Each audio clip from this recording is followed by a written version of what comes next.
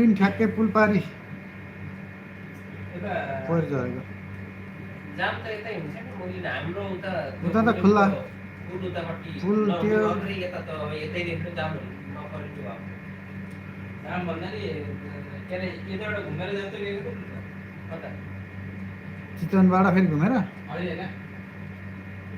पोखरातिरबाटै जान्छ कि यो बुटुलतिर भैरवातिर गर्छ यताउतिरबाट नगरिकन त्यता पनि जान सक्छ ठिक ठिक